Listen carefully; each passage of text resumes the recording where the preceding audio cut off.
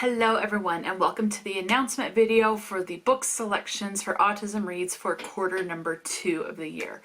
So I wanted to put this out, giving you plenty of time to get on a hold list from the library, order it from wherever you want to order it if you want your own copy, or get an ebook or an audiobook version. So I want to give you plenty of time to do that. So that's why this video is going out now in January. So that gives you at least 2.5 months to figure out where you want to obtain a copy, your library, a thrift store, or wherever, ebook, audiobook, whatever it is that you want to do. And I hope you join us. The Discord link to the Autism Reads read-along is in the description box. So as a reminder, the goal for 2024 is to read a book that is by a author that is autistic.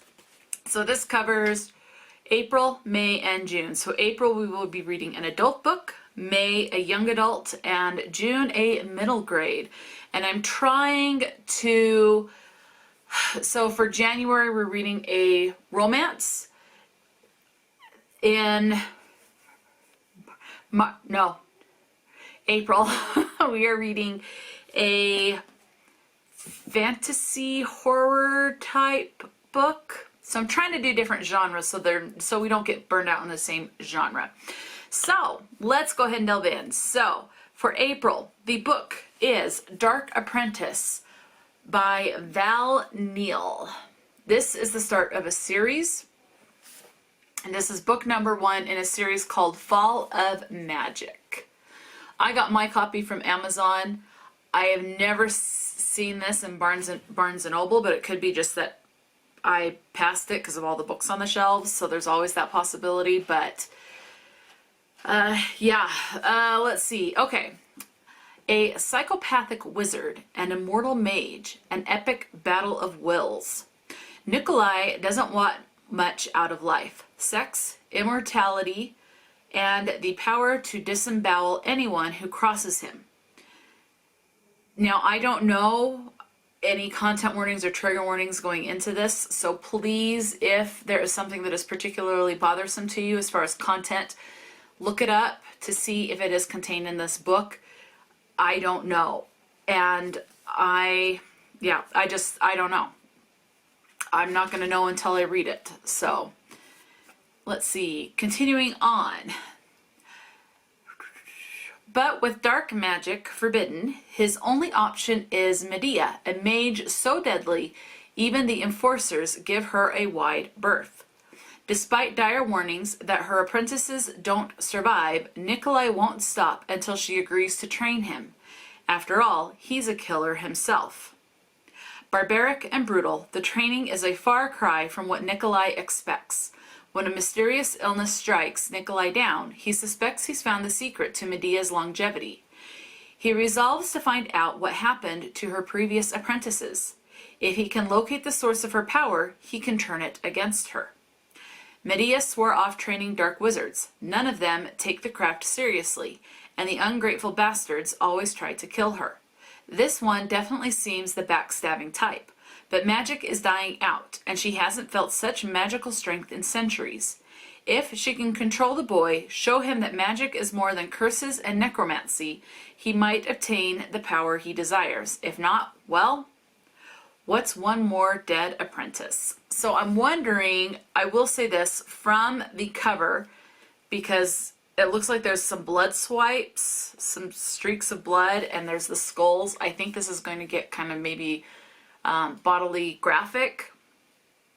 I don't know if it's going to have explicit sex, but he says he wants sex, immortality. It looks like we're going to have necromancy. So looks like this is going to be a lot. So please, please, please look up trigger and content warnings. Okay. So please look those up. I really don't care, and I know some people don't care as well. Moving on for the YA. So this is going to be in May, right? Yes, in May. This author is local to Utah. She actually lives in my neighborhood. I sent her a DM on Instagram saying, did I hear correctly? Are you autistic? And I asked her if it was okay, if she is, to mention it on YouTube on an announcement video for a book club. And she said, yes, she is autistic and she is okay with that. So I did confirm, because this author is not as well known as a bunch of other authors, and unfortunately, but she is not as well known as some authors. So I didn't want to put something out there that maybe she's not quite comfortable with.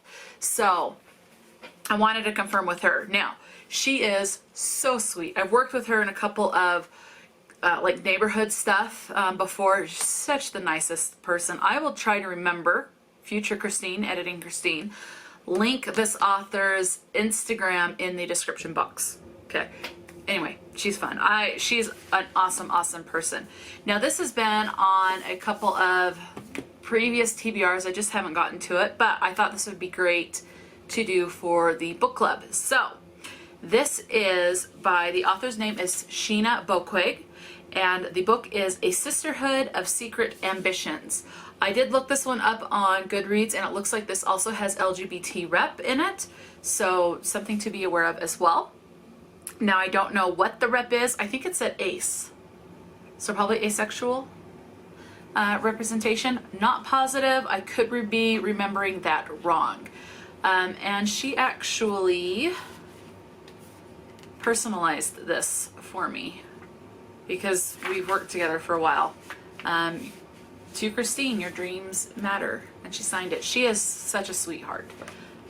Anyway, all right. So a sisterhood of secret ambitions. Behind every powerful man is a trained woman, and behind every trained woman is the society. It started with tea parties and matchmaking, but is now a countrywide secret. Gossips pass messages in recipes, spinsters train to fight, and women work together to grant safety to abused women and children. The society is more than oaths. It is sisterhood and purpose. In 1927, 17-year-old Elise is dropped off in a new city with 3 other teenage girls who have each trained since childhood to become the wife of a powerful man. When they learn that their next target is earmarked to become president, their mission becomes more than just an assignment. This is a chance at the most powerful position in the society.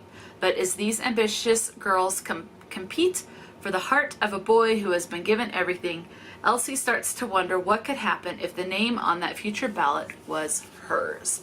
So it gives me feminist vibes if you're interested in feminism. Now, I'm not positive on that, but girls kicking butt, I do like. So, yeah, so this is the selection, the YA selection for May.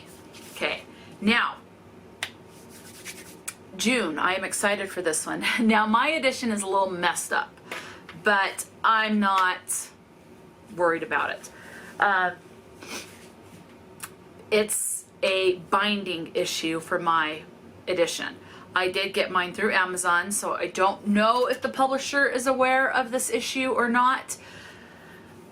And I don't know how many books of this particular one have this issue. But the middle grade is Good Different by Meg Eden Kuyatt, not positive. And it's not a big deal for the binding issue, so let me take off the hardcover. Okay, so you can see, taking off, it looks perfectly fine when you're looking at the front and at the back. But, so there's an embossed something that, I don't know if you'll be able to see it real well, but there's an indent of it like a flame.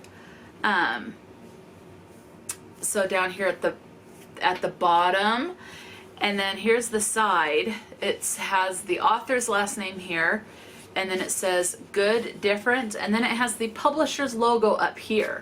And the publisher's logo is upside down. Yeah, so the cover is on upside down. So with this upside down, when I open it, it's correct.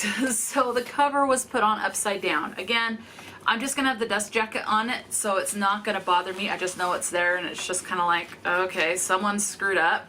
But again, not that big of a deal, especially since it has a dust jacket. Now, if it came with like a design, I mean, it does have a design on the hardcover with that embossed image, But if it was one of those special editions that have foil on the cover and then that was upside down, that would bother me a lot more if it's not supposed to have the dust jacket. So, but because I have the dust jacket, we're good. Okay, Good Different. Now this is a collection of poems, so I thought this would be really good. Yeah, so a lot of poetry in this one. A Good Point, Not the Only One, Misunderstood, The Next Day, Addie.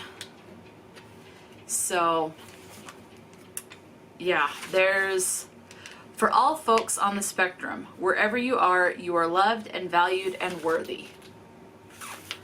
I like that. Okay, let's read the synopsis. So again, this is a middle grade. Sheila knows her rules for being normal, and she always sticks to them. This means keeping her feelings locked tightly inside, despite the way they build up inside her as each school day goes on, so that she has to tear off her normal person mask the second she gets home from school and listen to her favorite pop song on repeat, trying to recharge. I think it's Selah? Sheila? I don't know. Selah. I could be saying the name wrong. Anyway, Selah feels like a dragon stuck in a world of humans, but she knows how to hide it until the day she explodes and hits a fellow student. After the incident, Selah's friends pull away from her. Her school threatens expulsion, and her comfortable, familiar world starts to crumble. But as Selah begins to figure out more about who she is, she comes to understand that different doesn't mean damaged. I had to learn that, and I didn't learn that until well into adulthood. For myself, I didn't think that about other people, but I thought I was damaged. Maybe different can even be good. Can she get her school to understand that before it's too late? It says this is a moving and unputdownable novel in verse about a neurodivergent girl who wants to spread her wings and soar. Perfect for fans of Counting by Sevens and Starfish. I have not read either of those, so you'll have to let me know if that comparison is accurate. So yes, this is told in verse. It's all poems. So I thought this would be kind of a fun read. Now, so again, the link to the Autism Reads Discord is in the description box, and it is always in the description box of every video that I post. The other thing I have noticed with looking up these books so far, it is easier to find, at least in my experience, to find books by authors that are autistic that write young adult books. Harder to find. It's a little harder to find those written by adults, although that is getting easier, but middle grade is the issue. I have not found a lot of confirmed middle grade authors that are on the spectrum. So hopefully as time goes on, more and more authors will confirm that they are autistic, and that'll give us more selections. So yeah, if you know any, whatever age category, adult, young adult, middle grade, I'm specifically looking for middle grade, but I'll take any suggestions. If you would like to leave any suggestions in the comment section for authors that you know are autistic, there are several that I already know, you know, especially some of the adult ones. I've got a couple in mind. But yeah, let me know your thoughts and things like that. Are you planning on joining us? Do any of these books sound good? Talk to me in the comment section below, and I hope you join us at the Autism Reads Discord for the read-along that we do every month. And until next time, stay true to yourself and enjoy a good book, and I'll talk to you later.